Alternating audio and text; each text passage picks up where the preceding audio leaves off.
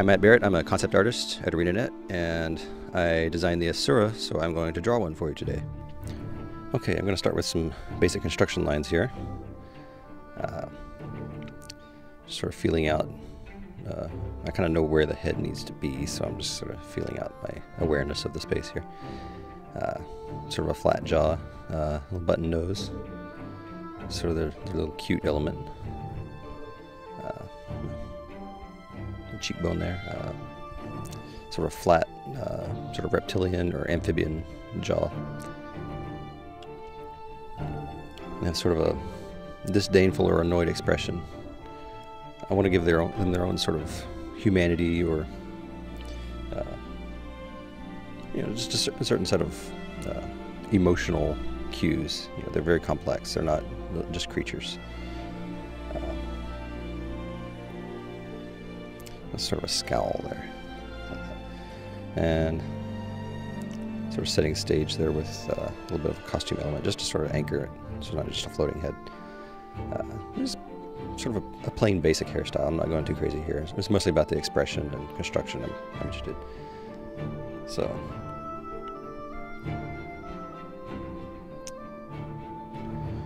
and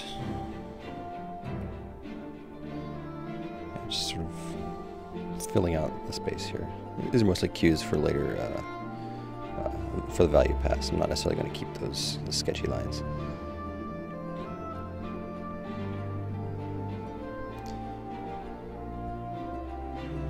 Just kind of establishing what I want to keep there. And I've run out of space there, so I'm making some room. I'll clean that up in a minute.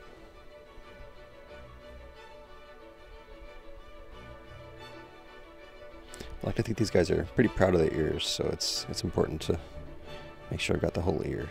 They're cave dwellers, so yeah, or originally.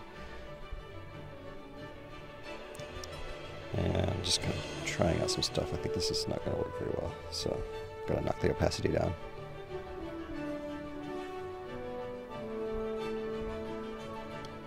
And yeah, that is it. So just gonna go ahead and fill out some of the mass, sort of get a neutral tone to push and pull my lighter and darker values from. It'll help just sort of establish my awareness of this, the way it occupies the space. So just sort of a base primer layer, if you will.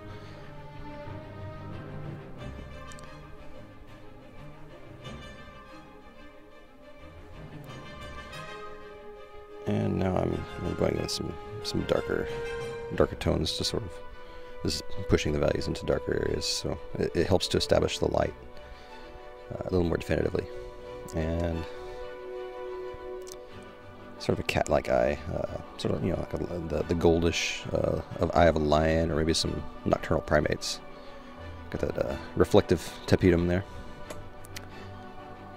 and just kind of warming him up with some. He's gotta have a little bit of blood in his skin to be sympathetic. It can't just be a cold gray skin. It's a little warmer overall, but not too warm.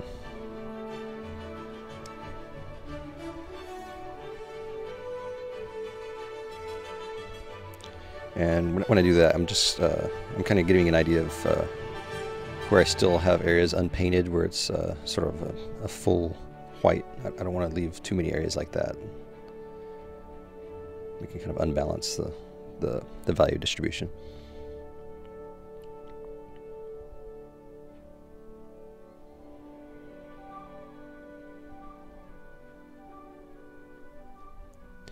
Now I'm just kind of leveling everything out into a consistent level of polish for just a certain mid-level rendering. I'll go in and harden things up a little later and tighten things up.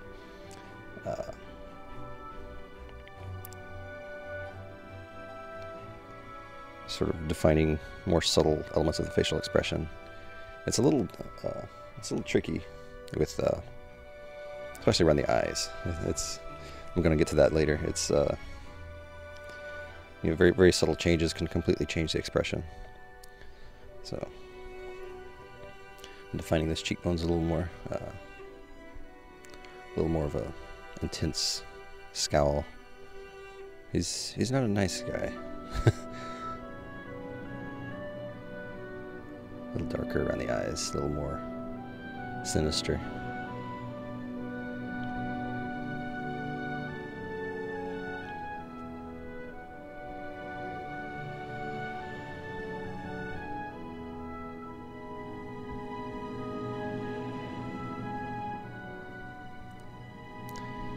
So this is basically just tightening up the rendering. Most of it's kind of how it's going to be, and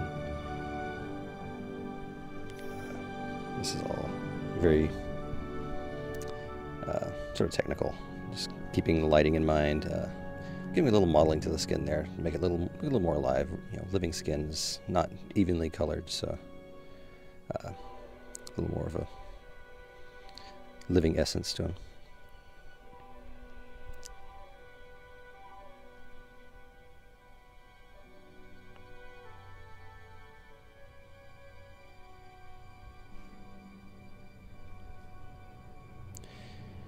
I like the interior of ears, especially there. It's nice, sort of shiny skin. It's sort of a treat, a treat to paint. Everybody likes painting shiny things.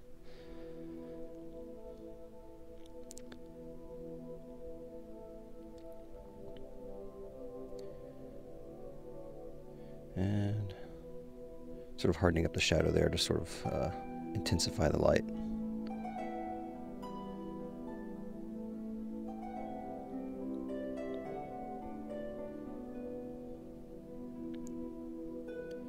Cleaning up that edge, it gives a little more thickness to the ear. Also cleans up a little bit of a sketchy line there. But yeah, here's the shiny ear. It's sort of oily and smooth skin in there. I love painting different types of skin. It's very enjoyable.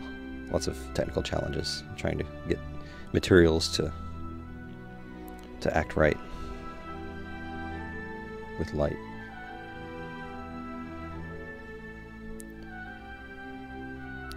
And getting the detail in the interior of the face, there's not a lot of room there, so I had to decide what to keep and what not to. So I can't have too many creases or folds, or else it gets really, really busy, and you sort of lose the expression.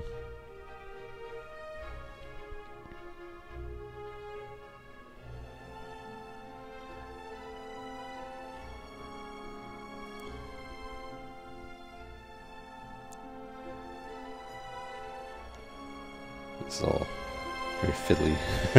It's not changed much in the last few seconds.